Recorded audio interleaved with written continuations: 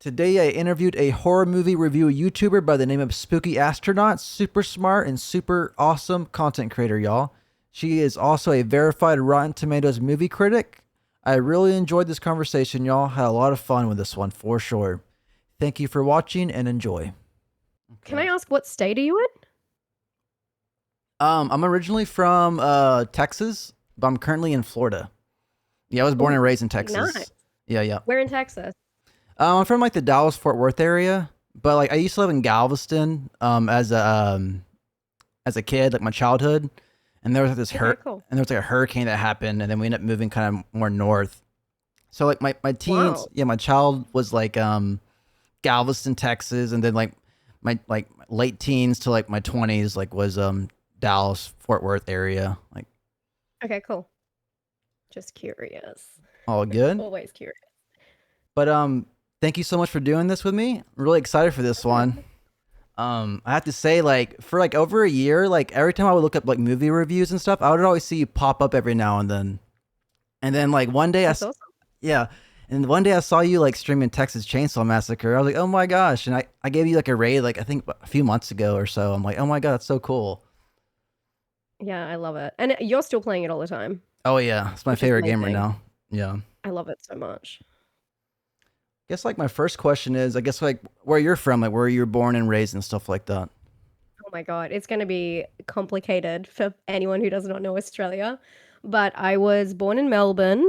We say it like that, not Melbourne. We say Melbourne. I was born in Melbourne. I grew up in Darwin, which no one listening or watching this will have an idea where that is. But I live in Perth, so it's like a whole triangle around Australia. So Okay, yeah, that's cool. How do you like living there? I love it. I love it. I mean, Australians travel a lot. So I definitely my whole life it's just like saving money to go on a big trip every year. So I like it as a home base. It's a very safe place to live. Obviously, all countries have their issues, but I love Australia. I love it a lot.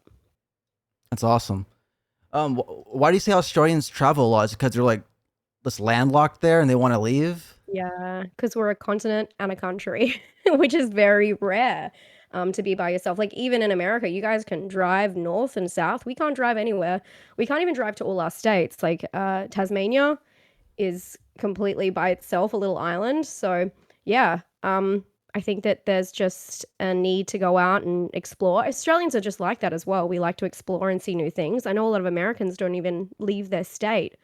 Um, yeah, I don't know what it is. It's just like ingrained in us. I also think that we have really good benefits in terms of workplace arrangements. Like we get a lot of leave. Every Australian, not to get like into our work system, but every Australian gets 4 weeks of leave. Just that's your human right if you work a full-time job. Where I know in America, it's not as easy as that, unfortunately. Yeah, it can be like that. With America, it's like more like you can get like really good like benefits, but it depends on like your like more like the company you work for. So you could probably get a company that's even better than some other countries, but you could also get like a company that's like worse. So it's Yeah. kind of like it's a gamble almost. You know what I mean? Yeah. Yeah, definitely. What else? Let's see. But yeah, America is like that. It's like a lot of people like they go across the country. It feels like they're like going to another country because it's so far, it's so big. But Australia's Yeah, I pretty mean, big too, Australians, though. yeah, we're huge. But I just recently did a meet up with a bunch of my American friends in Vegas, and like just 2 weeks ago, and they're so funny because they're complaining about jet lag and stuff after 3 hours of flying and the time zone differences. Uh, and 3 hours of flying is like a very short flight to me. It was 15 hours to get back. So that's just one leg as well. Then I have to come across the country, which is another like 5 hours. So very used to long flights. Oh wow, I'm scared of flying, man. I've only like flown twice. And it was like a 3 hour Really? flight. Yeah, yeah, You're yeah, one of the Americans. yeah. And I want to go to No, Japan one day too. So it's like, oh my gosh. yeah, well, you know what's really lucky for us is in Perth, they've just opened up a flight which is only 9 hours to Tokyo, which is really small for us. So I love it. I've been to Japan twice in the last 2 years. I think it's the best place to travel as a tourist. It's so good. I love it. Oh well, yeah. I hear nothing but good things about Japan. That's awesome. It's amazing. It's amazing, but it's very overcrowded. Tourism is booming there at the moment. So I would wait a little while before going. Cool, cool. All right. I gotta ask this too. Is it true like the whole like internet thing with Australia? Like I always hear like the internet is bad in Australia. Is that true? Yeah, it is very true. It's awful. But honestly, when I was just traveling in America, even like San Francisco, your phone service can be bad too. So I think it's just like the places and how close you are to the city. But it's notoriously bad. Um, yeah, and there's nothing we can do about it because we're all by ourselves out here in Mhm. the ocean. There's not like any competitors that are going to come along and fix that. But yes, that is true. But you can get like the max like best internet though, right? And it'll still be decent. Maybe like the options are not there as much as like other countries. No, there's no options. Basically, you can get the max on every single provider and it's the same thing. They all Oh go through wow. like the same network. So they can get you better deals, but you can't, like, if I could pay the maximum amount to get, you can't, like, it's just maxed. It's capped off at one point, basically. Oh So wow. I wish I could pay more for better internet because definitely be worthwhile for me, but there's nothing I can do about that, unfortunately. I'm curious about Starlink. I wonder if Starlink would be good there. What's Starlink? It's like the whole thing with like Elon Musk. It's like a internet service with Starlink. Like they have like options like for like roaming, like if you travel or stationary. I'm not sure. Maybe if it's not fast there as well, but maybe so. I'm not sure. Maybe Let's- not an option here yet. Right, right. Probably not. Okay. Let's see.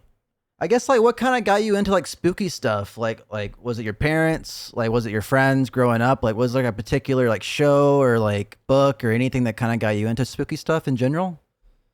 I think I always liked the darker stuff and like was into aliens and stuff when I was a kid. But really what drove me into horror was because I really like disturbing movies. I like things that push the boundary and it always ends up in the horror sphere. So all of the darkness, they're not afraid to tread that territory and push that line. So a lot of the films I watch are thrillers or even dramas that are disturbing, but horror always touches some of those subject matters. So I think I've always gone back to it. But in it's just movies in general. I have a background in film. That's what I was doing before I was doing YouTube full time. I was an editor on TV shows. Nothing interesting, don't worry, like gardening TV No, shows. that's cool. Um, yeah, locally. And yeah, I worked in the news and all that kind of stuff and slowly started doing YouTube on the side. And the reason I did it was because I didn't have any other friends who were into horror movies and I loved watching YouTube. So I kind of put all my skills in terms of editing together. Um, but yeah, getting into horror was basically escapism in film and loving watching films push boundaries. So horror is just automatically where you go to. It's the place that has the most subgenres, the most themes, and isn't afraid to kind of, yeah, push out the extreme, um, yeah, subject matters, I guess. That's awesome. Yeah, because you can mix comedy with it, thriller with it, sci-fi with it, like and it all combines together. That's awesome. Let's What see. kind of horror movies do you like? My favorite all like of all time, probably The Shining. I Oh, would say I like ghostly stuff more than like gore horror stuff. Like I'm not a big fan of like Saw stuff, but okay. I like more like ghostly stuff. Like I grew up like liking like Twilight Zone and Courage the Cowardly Dog and Scooby Doo or like some of my favorite cartoons and stuff like that. So I would say like Scooby Doo and like probably got me into like spooky stuff, and my dad got me into the Twilight Zone. So I always loved stuff like that for sure. Yeah. You probably like very classic stuff with like Vincent Price then, since he's kind of Scooby-Doo adjacent. I don't know, maybe. Yeah, I think so. I mean, like it's like I can't think of like any particular movies, but I do like the guy a lot. He may have been in a Twilight Zone episode though, but there was one Sure, he movie I probably was. saw. It was like a haunted house one or something. But Well, he was in Scooby-Doo, so there you go. yeah, he was in Scooby Doo. Yeah, then like the Three Yeah. Stooges and Batman and Rob. I like those a lot. Like those are cool ones for sure. Yeah, the Scooby Doo movies, I believe. Yeah. Let's see. So was YouTube your first platform that you started making content on?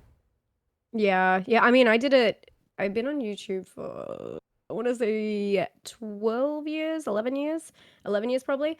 And it was very different when I started, but there wasn't like even Instagram was just like people taking photos of their food, like very grainy, Right, right. and using like the inbuilt filters. It wasn't what it is now, like a whole platform. There wasn't really influencers either. So it was more kind of pure. Not that I don't love what it's become. I know a lot of people they don't they talk negatively about how it is online now and how you have to kind of be a brand and present yourself a certain way. But I've been really lucky that I've had an audience that kind of understands, and I approach things from a fan point of view as well. That's always been I guess a good connection point between me and my audience, and that's never changed. But yeah, YouTube is basically my home. And then I just started doing Twitch 2 years ago when the Texas Chainsaw Massacre game Nice. came out, basically. And that's what got me like really hooked because I was really not into gaming. I mean, I played like The Sims and stuff like that, but doing it with, again, from a fan point of view, along with other fans, is kind of my thing, what I like doing. That's awesome. Nice. Let's see. Was there like any like content creators you liked when you started out that kind of got you inspired to make YouTube content? Well, I never watched reviewers, or I didn't even know that was a thing. Obviously, there's everything is already on YouTube if you look hard enough, Right. but I never realized that other people were doing it, which was really good for me because I kind of made my own um I guess I had my own style and I wasn't influenced by other people. But the things I liked was just like whatever was popular basically during that time. I guess everyone's been canceled since then. But Right. like smaller YouTubers as well, like Joseph Birdsong, which is like such a deep cut. But like personalities, and I think that that's what I wanted to kind of link together. I was like, I love horror movies and I love the community and the comments and all of that. So I was trying to bring that together.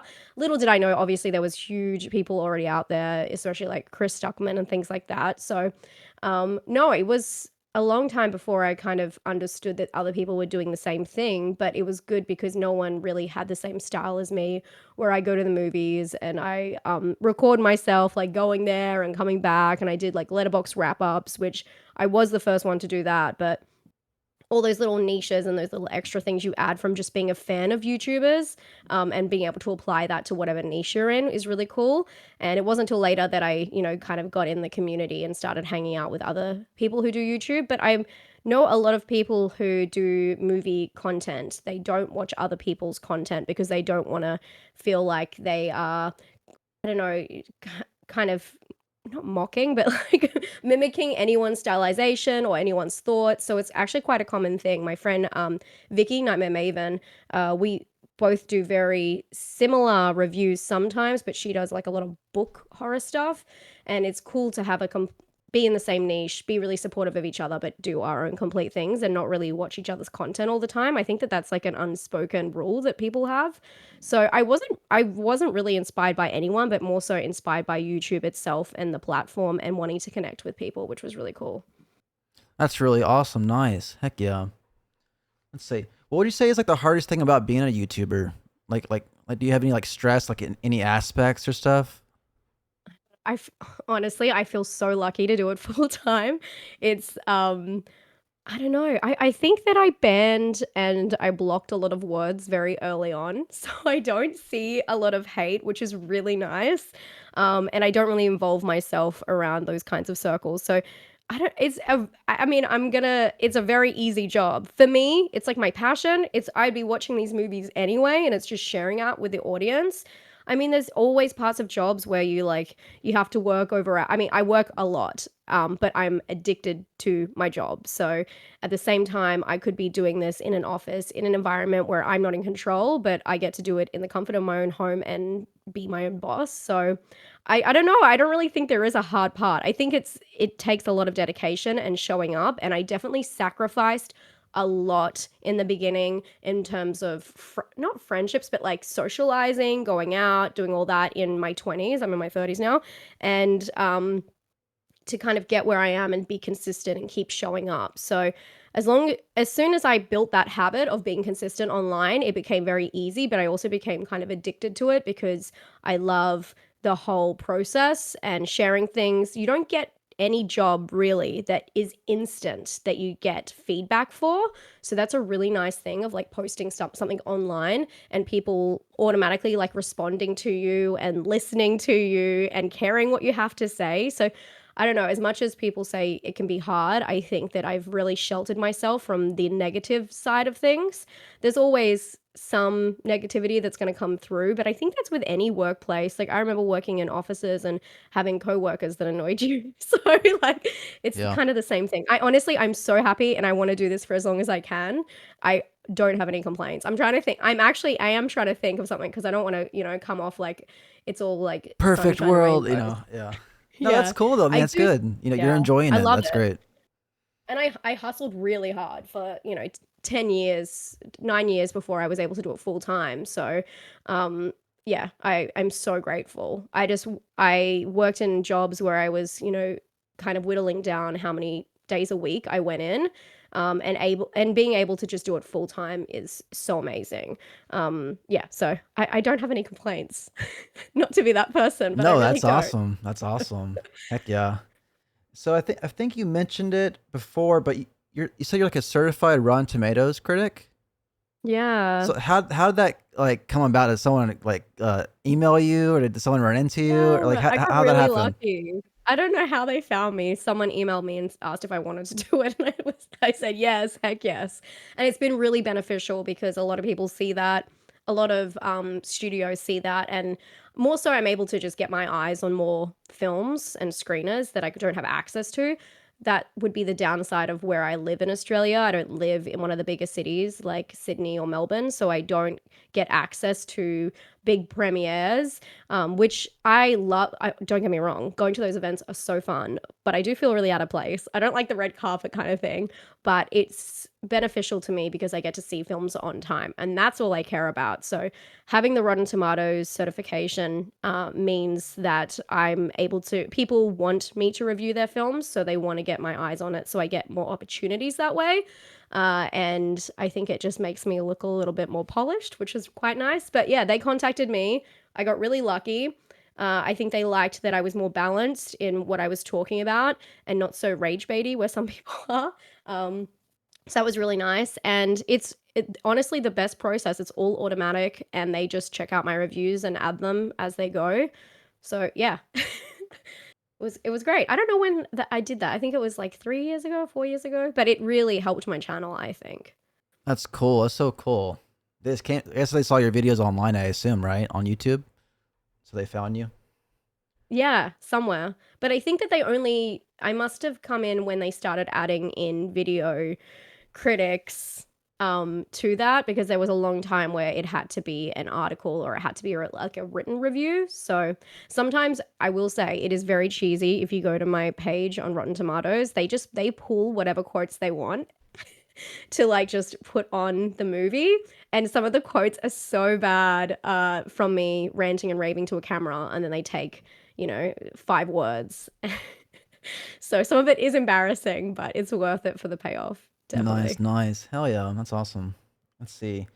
So like, what are some like pros and cons of the movie industry? I guess like, is there like a direction you want to see it go? Are you liking the direction it's going right now? Like the movies coming out and stuff, or what kind of your overall thoughts? Like, I guess now for movies.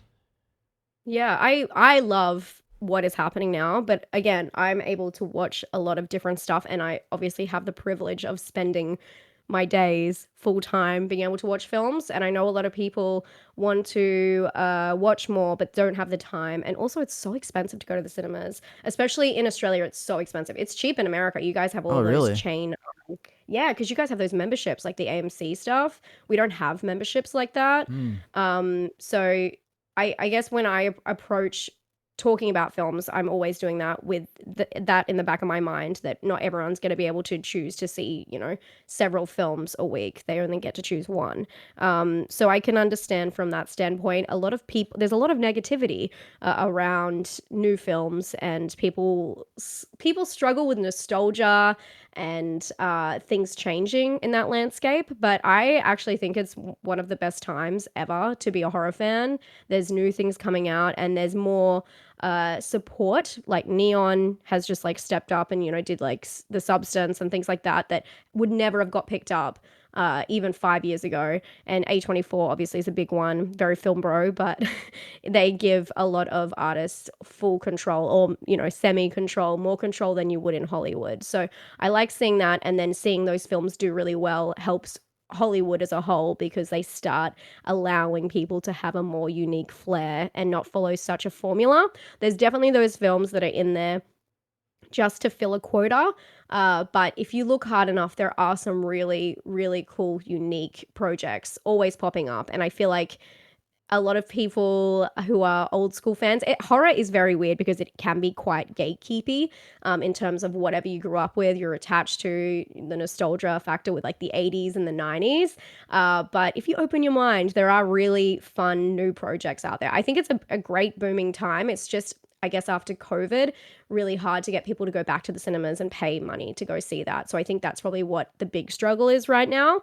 But I was in America recently for Fantastic Fest, which is in Austin, in Texas, and that was really cool to see all of these indie projects mixed in with higher budget projects, all on the same screens and all packed audiences. So I don't know if I have, like, again, a skewed perception of being able to do that full time and being able to go to those places, but I do think it's booming and people are taking horror more seriously.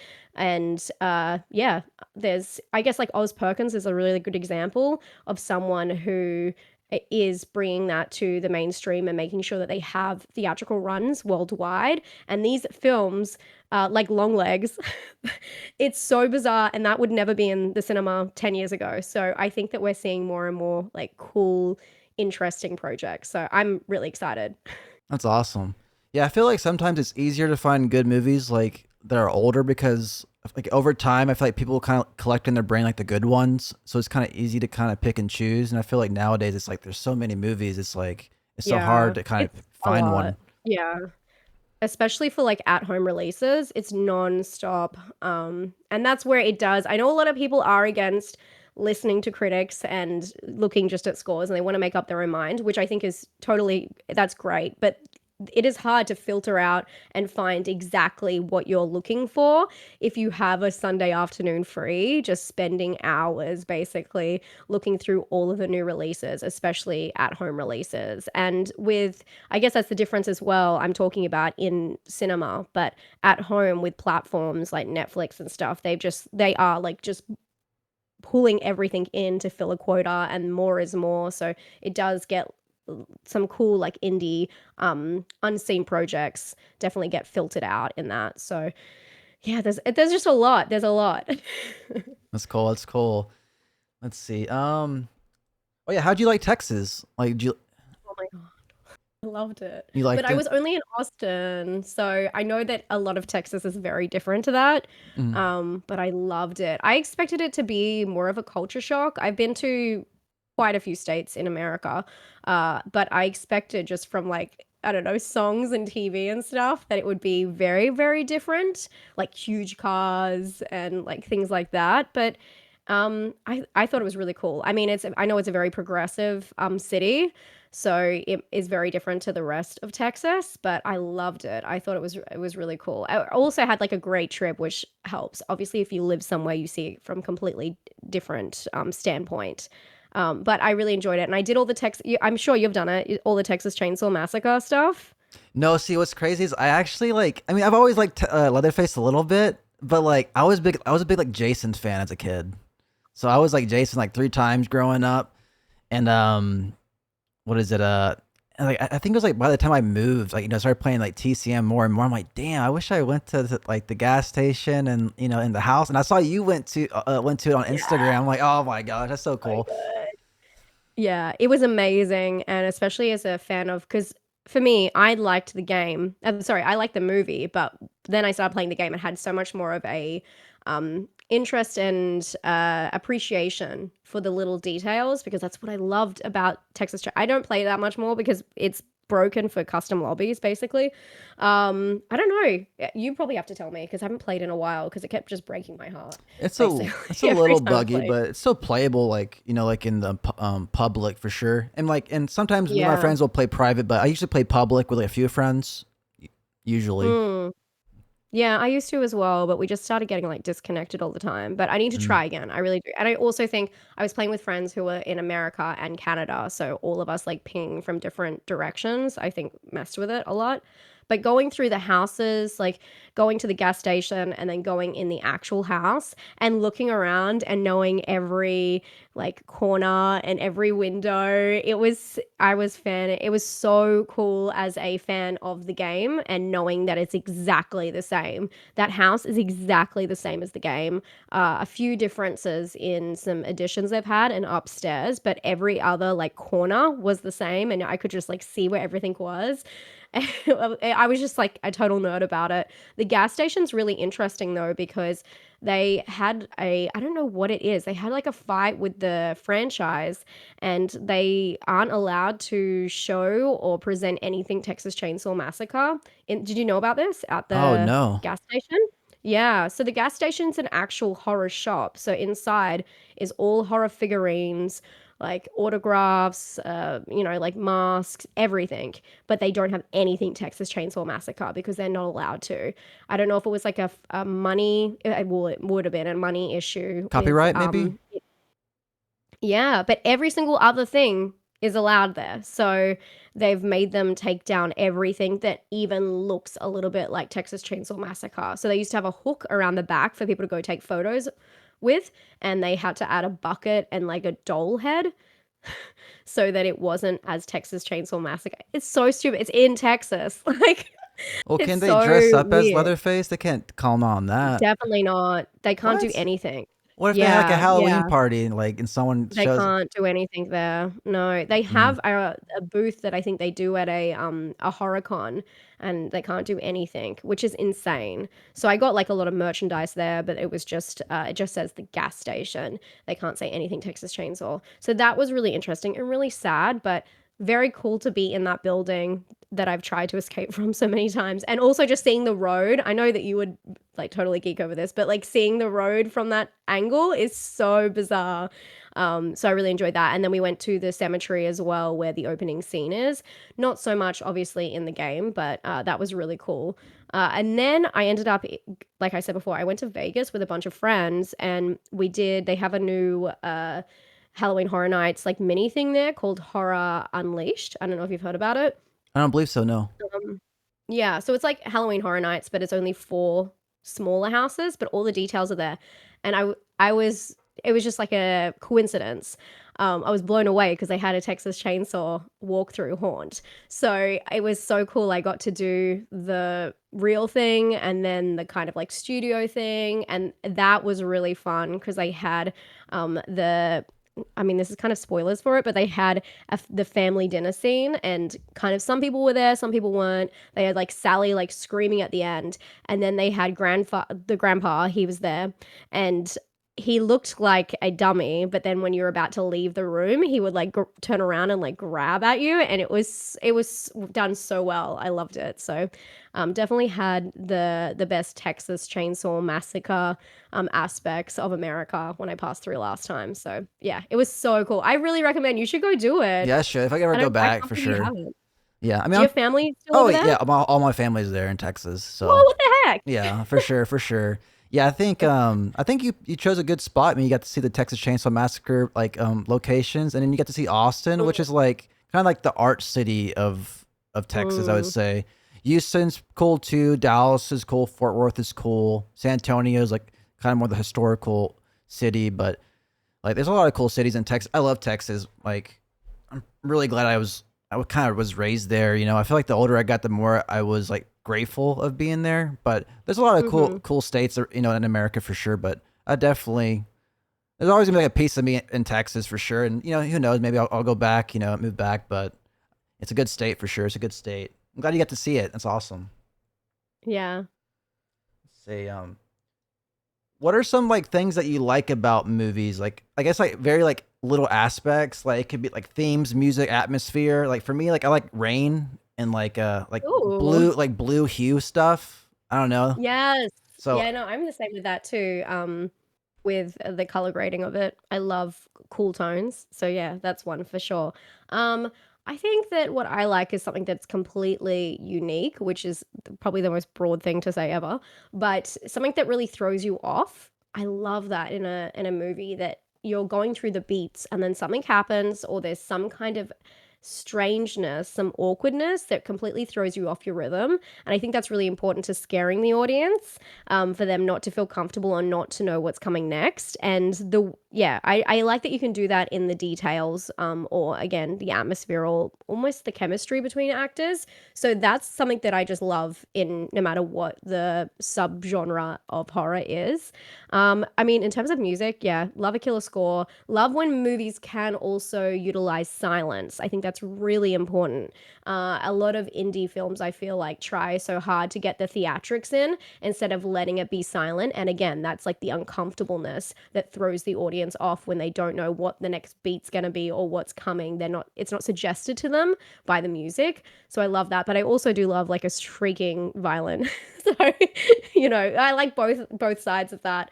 Um, I guess in terms of like subgenres and stuff, I love psychological. Anything psychological. Again, I got into it because I like disturbing stuff. So anything that's going to play with the audience's perception, and good twists. I mean, these are all things that you just want from any film, but I like when films just really throw you off.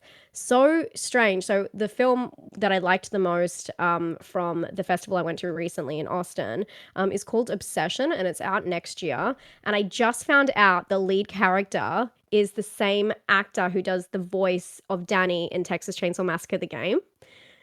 oh wow, that's awesome.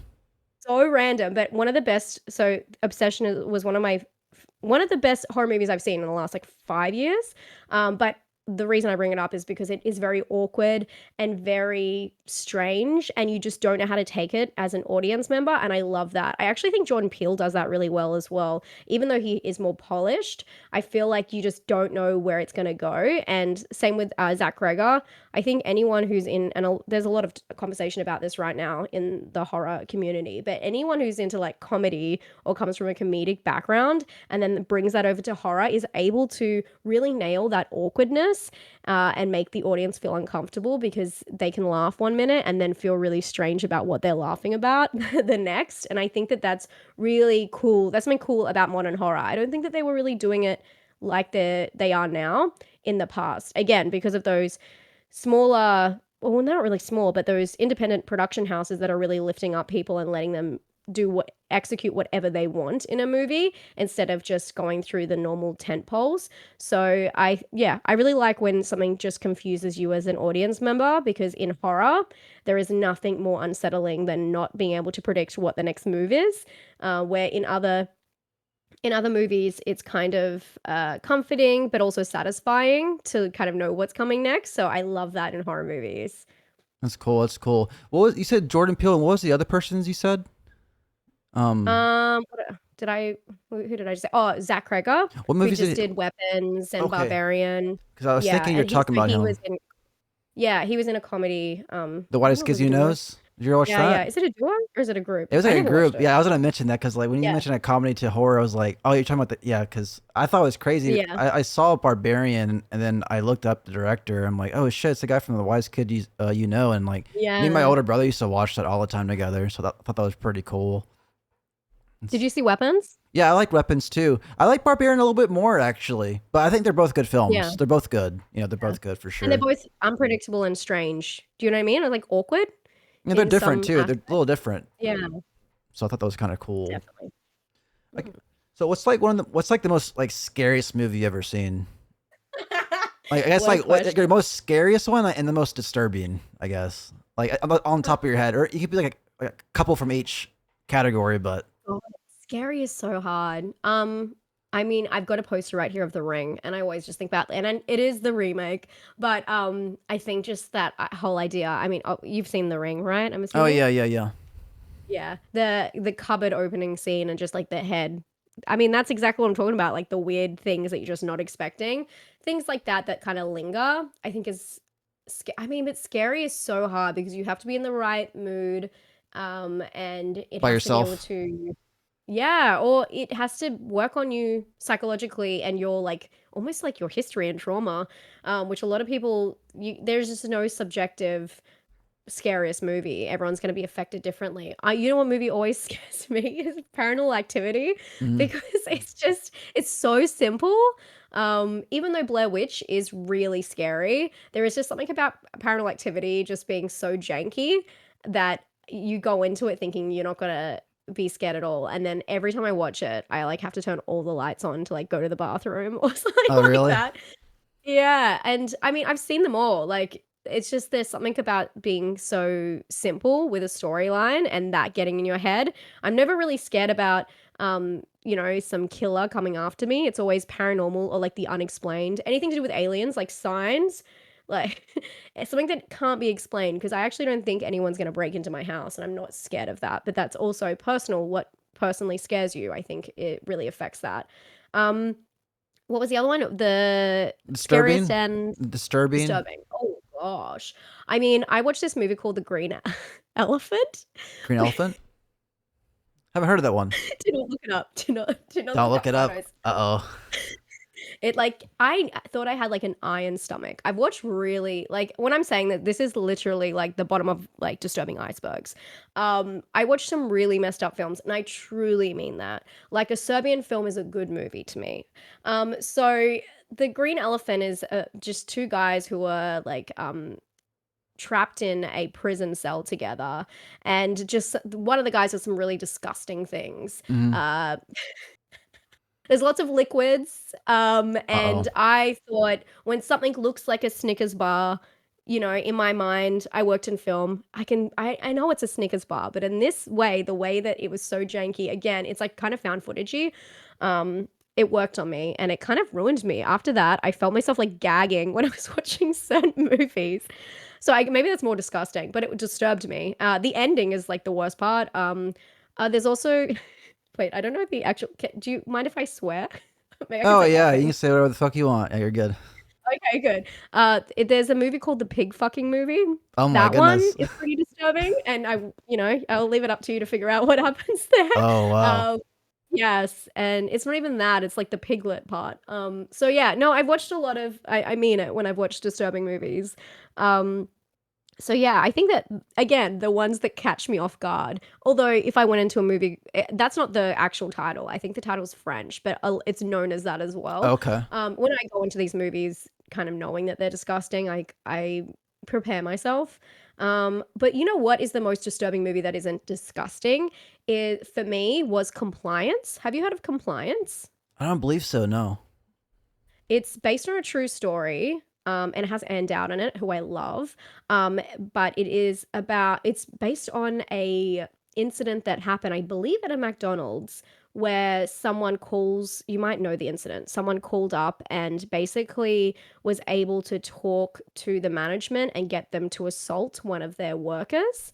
And it is the most horrific story uh, about they accuse her of stealing at first and how it gets out of control to a point that is just unbelievable. Again, the psychology of it's terrifying, and yeah, it's based on a true story. There's a Netflix documentary about it, but I could never watch it because after I saw that film, it just destroyed me. It's awful. There's also a movie called I think it's called Nothing Bad Can Happen, which Hmm. things bad happens. Um, that really stuck with me. Nothing bad can happen. Yeah. From it says it's a horror crime and I know why because it is horrific. Again, just a story of abuse that is just horrific. So yeah, those ones tend to stick with me more than the I guess the disgusting ones. But Compliance, there was something about it that I didn't know was going to go as far as it did. Hmm. So that was quite disturbing. Okay, nice, nice. I feel like the Now scariest you regret movie. asking. You said what? And now you regret asking. Oh, no, not at all. I think it's cool. I think the scariest movie, I mean, it's not the scariest now, but like for the time, like as a kid, my dad showed me Puppet Master. And that's kind of freaked me out, dude. Like the little toys. It Oh is my very gosh. Yeah, yeah, really the creepy. leech girl. The least You know the girl girl, with the yeah. leech? Yeah, I love it. They were all creepy in there. The guy with like the drill on his head, he was creepy. Like, Yeah, are. Yeah, but they're all good. You know, they've just been taken from their puppet master. They were actually, if you watch it back, I think you'd be surprised. They're not evil. They're just Right, right. taken. I'm on the puppet side. Yeah. Yeah. I like the third one. I think the third one like takes place during like World War II or something. That one was pretty cool. I like the first one a lot as well. Yeah, it kind of goes off the rails. I think there's like some later ones involving Nazis and stuff. So Yeah. yeah. Let's see. Do you have any like phobias or fears? Like I know you like horror movies, but like, is there any like thing like spiders? I know you're in Oh yeah, I Australia. do. Scorpions. No, I really don't like monkeys. I hate them. I don't Oh, like apes. really? I don't like monkeys. I don't like anything to do with that. Yeah, Oh, I hate it. wow. I hate it. Did something like So trigger when I watch, that or something? Like, is it King Kong or yeah, do you something? know? No, no, no. Do you know like the Oprah episode where she interviewed the lady who's had her face bitten off by a helper monkey? Oh, I think I know what you're talking about. Yeah. His name was Trevor. Like I know, I know. I watched this as a kid, Mm, and I think I've seen podcasts on it afterwards. But yeah, basically a helper monkey bit off a woman's face, and I think she was the first woman. I don't quote me, but I think she was one of the first women to have a face transplant afterwards. But it just scared me more so the detail that she went over to her. I think she went over to her friend's house and to try and help and control the monkey, and then she was the one who got attacked, and they found the monkey's teeth in her jawbone. Like that's how bad it attacked her. oh my So gosh. I just don't like them. And I've been to certain countries that, like in Indonesia, in Bali, like where they have like monkey forest, and everyone's trusting these monkeys and thinking they're cute. And knowing what they can do and they can turn on you on a dime, I love animals. And I don't have a problem with like, I've been attacked by dog. I still love dogs, but there's just something about monkeys that I feel like people are too trusting of them. They're And it's kind strong. of like Uncanny Valley. Yeah, they're like people, I don't know, the stranger danger of the Right. monkeys. Yeah. Um, yeah, so I hate that, but it was funny because I love Jordan Peele, and I don't know if you've seen Nope, but it basically is meant to, yeah, it has like the start was very traumatizing for me, and I could not believe that they put that in a movie, and do believe it was inspired by the thing that traumatized me about it, which was just a TV interview, Mm. but I've seen that come up time and time again. There was, and sorry to talk so much about the festival, but I just came back from it, but Oh, you're the good. opening night film was called Primate, which is a Shudder film coming out soon. And I was like, yeah, I'm not seeing that. I'm good. Thank you very much. So I don't think I'm like terrified of them. I just would avoid it at all costs. And I don't need to watch any films with them in there. I just don't like them. I just don't trust them. So yeah, monkeys probably are my thing. So you never seen Planet of the Apes? I actually love Planet of the Oh, Apes. okay. So only when it's like a But I horror kind of thing, maybe or something. Yeah, but I feel like Planet of the Apes is like it's very obvious that it's like people in suits. I mean, I'm talking about the original Oh one. yeah, for sure.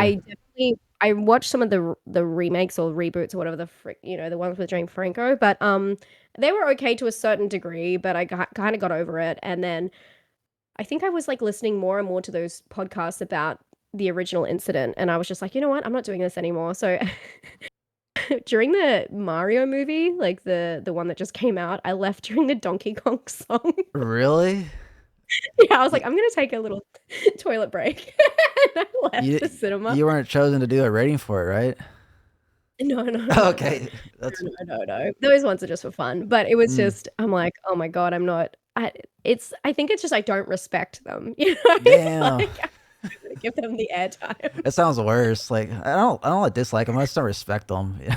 Yeah, it's honestly like that. I'm like, I don't know why we all think this is cute because it's not cute behavior. I think it's freaky. Yeah, it reminds me when your parents tell you when you're younger, like, "Oh, we're not mad, we're just disappointed." You're like, "It's kind of it Yeah, feels worse." Like I yeah, wish you I'm were disappointed. mad. Yeah, and then everyone gets mad if I call like, like chimpanzee is meant to be different to ape. It's all the same to me, okay? If they look like that, I don't like them. Right. Let's see. Is there something creative you thought about doing but haven't done? 'Cause I know you said you like did film editing, like movie reviews. Is there something like that's always like been in the back of your head? You're like, I kind of want to do that one day, or you just think about it, you daydream about it, or something. I mean, I would love to direct something one day, but I'm not good at writing or anything like that, and I don't think that I have anything special to bring to the screen. So it'd be cool to direct something else because I do think after watching so much and critiquing so much, it would be nice to, kind of put my hat in the ring. But yeah, those opportunities are really hard and it's really hard to get funding and all that kind of stuff. And I just honestly, I get so busy and I work so much. I love my job so much that I just haven't. So maybe that would be it. Um, yeah, that would probably be it. Doing more of that kind of stuff. I would love to be killed in a horror movie. That would Mm. be that would be a dream come true. But I did have a little cameo in a film that's basically coming out now, so I don't want to spoil too much. Oh, that's awesome. So yeah, dipping my toe in where I can. I don't know if I'd be lucky enough or be regarded enough to do directing, but I'd love to direct even like a short film or something like that if I found something that I was very passionate about. So That's yeah. cool. Nice. What are some of your favorite directors?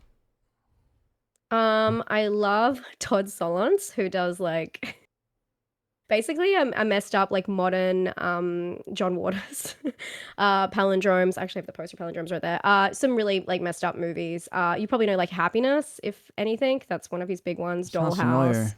storytelling. Yeah, just very yeah. He's strange. He's a weirdo. Again, I love Jordan Peele in terms of horror.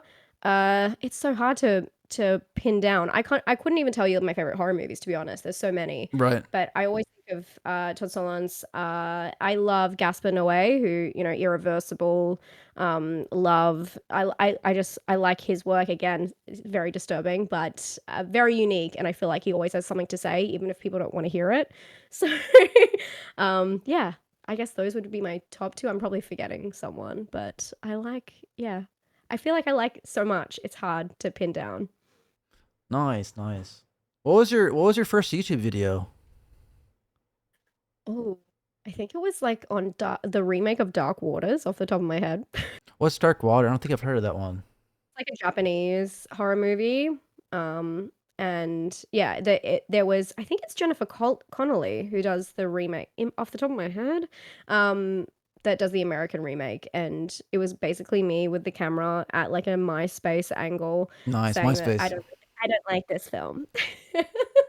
But all of my first reviews are, like only a couple minutes long. They're not really in depth and I had no idea what I was doing. I still have no idea what I'm doing, but people somehow care, which is really nice of them. I think you're doing a great job. That's Thank cool. What about that movie made you want to do the review? Like, did you like it a lot at that time? Or like, is that is that the can't movie that remember. sparked your interest to actually do the review? I can't remember. I think that I wanted to do YouTube for a long time, and I had a whole idea that I didn't have a camera. I borrowed my friend's camera, and I said I'm going to borrow this for 6 months and just try and be consistent. And then if anything comes out of it, it comes out of it. If not, then I tried. And it was more about the love of YouTube itself and connecting with people and just talking about horror movies. I have no idea why I chose that movie. I couldn't tell you, but yeah, it worked out. Thank God. That's Changed cool. my life. Nice, nice.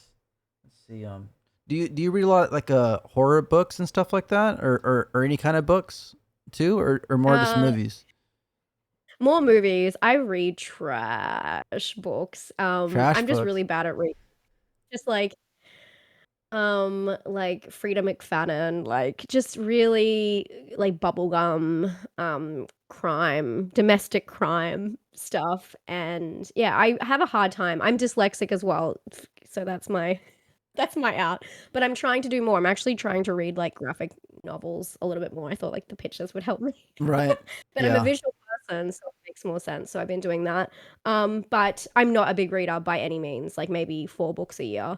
And yeah, I wish I was more into it. I get recommendations all the time, and I wish I could. And I have so many books on my backlog to read, but I just by the time my head hits that pillow, I just want to, scroll on Reddit for 10 minutes and fall asleep. Yeah. But I went to Fiji last year and I read like 4 books in a week. So I can if I have the time, but I'm so chronically online and always watching something that I just don't. Because in between, watching movies, watching TV, I'm also like a big fan of YouTube. So I'm like just nonstop, yeah, iPad kid, I guess. So it's That's really cool. hard. I need to do it. I need to. Yeah, I'm more of a Do you visual read? person. Nah, not too much. Like the last book I read was like years ago. Like I read like a lot of like news stuff. Usually, like if I do read, like just things that are happening like now, like with like just other countries or our country, like just news in general. But the last like book I read was probably like Misery, like novel, and I like that one a lot. I like the movie a lot too, like really good. Do you listen to audiobooks? Audiobooks? No, I don't. I listen to But have you podcasts though, or I listen to like interviews and stuff like that. I'll talk like a lot, or just like news and stuff. I don't know. It's strange, but I like stuff like that. no, But not strange at all. Have you ever read Pet Cemetery? no, but actually, that's like one of the first movies that I cried to, and I didn't even cry because it was scary. I cried because the kid died. Like it upset me. Like my parents were like, "It's a movie," and I was just crying, dude. I was Oh my god, they bawling. made you watch You said you what? watched it with your parents? You watched it with your Yeah, parents? my parents were like showing me Twilight Zone, all that stuff, like all Puppet Master, like all the movies. So Freaking you out. If you ever listen to audiobooks, you should listen to the Pet Cemetery audiobook because Michael C. Hall does the narration and it's so freaking good. And is that's my favorite book, but it's very different to the movie. So you'll get something different out of it if you ever wanted to, just because you said you like Misery. So I was like that's trying cool. to find something, Heck yeah. my only recommendation ever for books. Let's see. Yeah, I was, yeah, because like I don't know, I was definitely a visual person, like what you say too. Because like when everyone was like getting like Harry Potter and like the Goosebump books, I was like reading like the Garfield strip collections and watching the Goosebumps TV show instead. Cute. But Yeah, did you yeah. ever watch Goosebumps? Were you a big fan of that? Yeah, yeah, yeah. I'm more like I love like Haunted Mask so much. I Oh love yes, that episode. I was actually her for Halloween one year.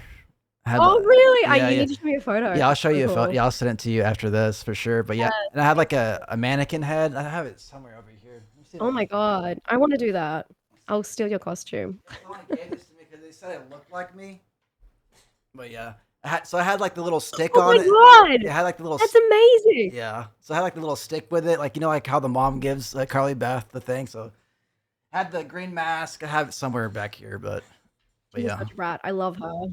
What an idol. So that's your favorite episode, you would say? Yeah, That's yeah. a good Yeah, one. just because she's so bratty. It's so funny. Did you watch the new series, the new Goosebumps? No, Have I you ever have. seen I it? need to though. I need to, but it's just Yeah, the hard to beat first the season was original. so good. Yeah. Oh yeah. I just saw it as a completely different thing, to be honest. Let's see. Yeah, and the person that did like the graphic art for the books too, he does a really good job. I love his artwork a lot as well. Really cool. Let's see. Um, what else did I got for you? So like, do you believe in like supernatural stuff in real life, or are you just more of like a horror person? You would say like. No, I definitely like I love all that stuff. I love anything spooky, witchy. I like all that stuff. Every time I travel somewhere, I look up all the oddity stores there. Um, I haven't really had any crazy experiences. Oh, I kind of did. I went to, do you know Zach Baggins? That The sounds so familiar. paranormal. Yeah, yeah, he's like one of those like he's a paranormal investigator. He's basically like the top dog of like those kind of like douchey stereotypes. Oh, really? And yeah, he has a museum in Vegas and I've been twice now. And the first time I went, do you know what a spirit box is? The ones Yeah. that like flick through the channels. I don't know if that is technically called a Is it spirit from box, but it's the one that Phasmophobia? flicks. Maybe. Yeah, Yeah, kind yeah. of. Yeah. Oh yeah, I saw you were playing that before. Yeah, they have one in front of a doll, and the doll spoke to me and kept repeating, "God, God, God." And was with my friend, and afterwards I was talking to her. I was like, "That was so wild that that happened." And she's like, "I didn't hear that." And she didn't hear anything I heard.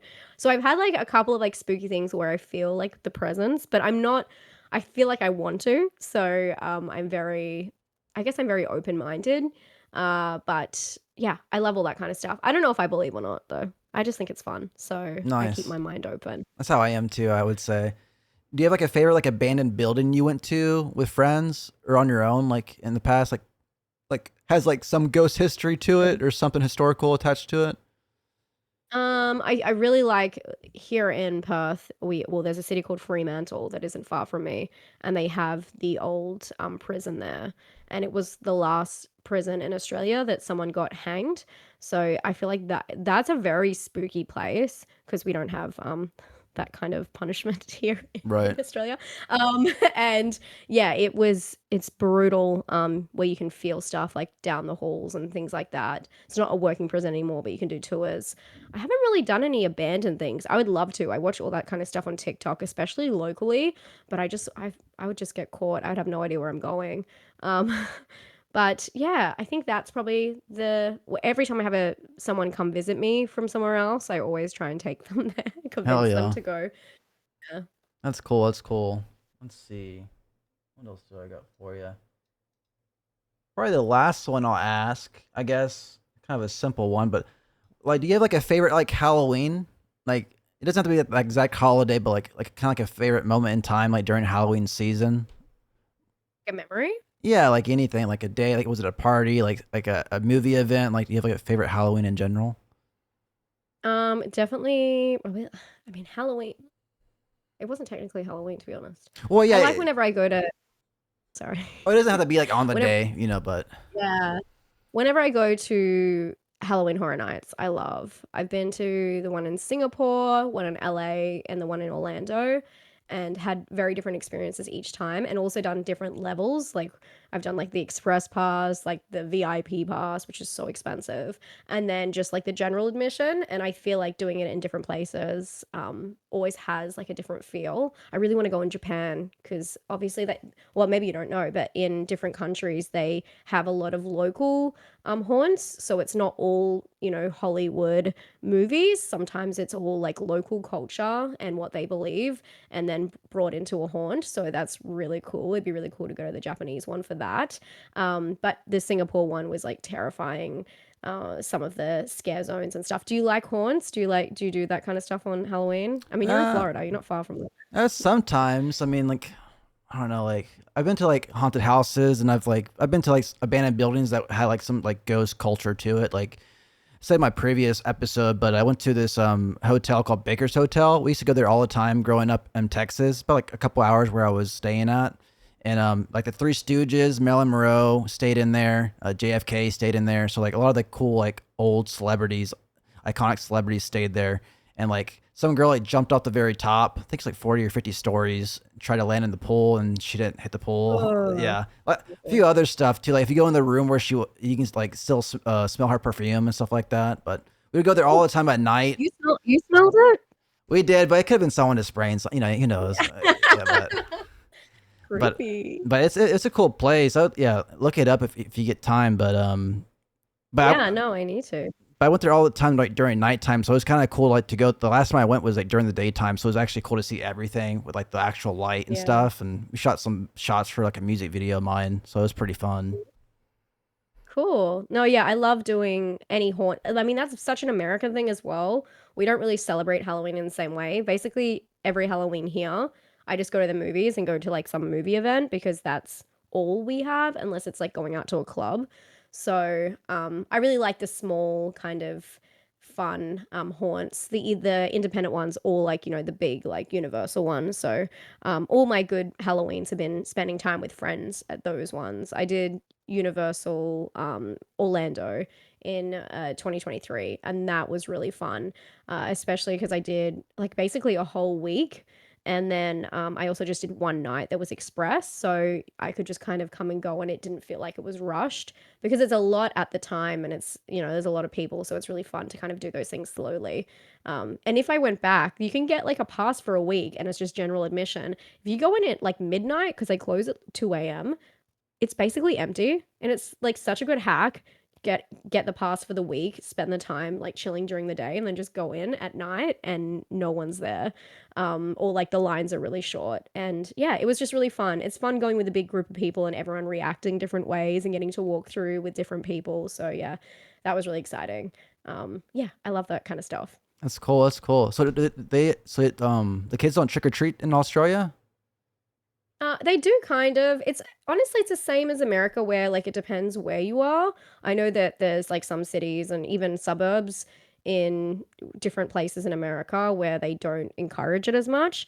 And it's the same here. It's getting a little bit more, I guess, popular.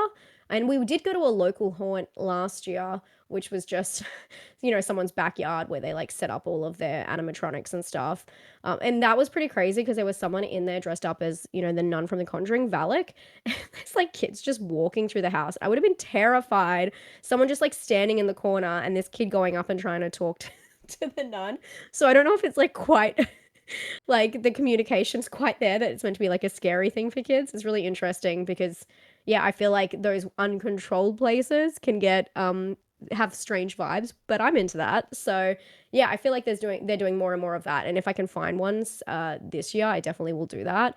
But it's definitely not as popular as in America. But I also think it's like, the whole consumerism as well really helps drive it in America. You guys have those like the Spirit Halloween stores and stuff. You have places that people actively go there and buy and people Yeah. decorate and people do that. Here it's like not seen as like very cool to like, decorate your house in Oh, that kind of really? way. Yeah, I mean, it's not uncool, but it's just like it's very Not as common. consumer heavy. Yeah, people don't like dress for like seasons and stuff here, like in certain colors and all that kind of stuff. It's like a fun thing that I feel like people more so do in America and even the UK, to be honest. But yeah, Yeah, I love holidays. I don't know why. I've always liked themes and stuff like that. I mean, Halloween's definitely my favorite holiday, but I like all holidays really, like Christmas and stuff like that, Thanksgiving and Valentine's Day, like all of it really. I like the whole like yeah. my favorite like cartoons episodes were like the theme ones, especially the Halloween ones, but like any of the like the Halloween special ones for sure. Let's see. Yeah, yeah. All right. Well, I enjoyed this conversation very much. I had a lot of fun. Thank you for doing this with me. I appreciate it very much. Thank you for having me. Of course, of course. Yeah. Maybe next time we can have another one soon as well. Let's Yeah, see. or I can come play Texas Chainsaw Massacre with you sometime. I would love Heck yeah, that. for sure. Yeah, welcome anytime. Anytime, for sure. Well, I'm thank you. really bad at it, Oh, it's all so about you having probably hate fun. me. No, it's all about having Wait, who do you fun. main? Who do I you main? main like Leatherface for Killer, and I like Um, Hitchhiker a lot. But then my favorite yeah. like victims is Anna and Virginia. I would say. Oh, Virginia. She's so funny. Yeah, She she won't shut is. up. Yeah, she sounds like a turkey sometimes for sure. Yeah, I love Julie and Sissy. Actually, I named my cat, who's behind me, Sissy, after Sissy from Texas Oh, nice. Chainsaw Yeah, Sissy's Massacre. cool. Yeah. Heck yeah. Yeah. All right. Well, thank you so much, and hope you have a great rest of your day. Thank you so much for this. Thank you. Bye. Bye.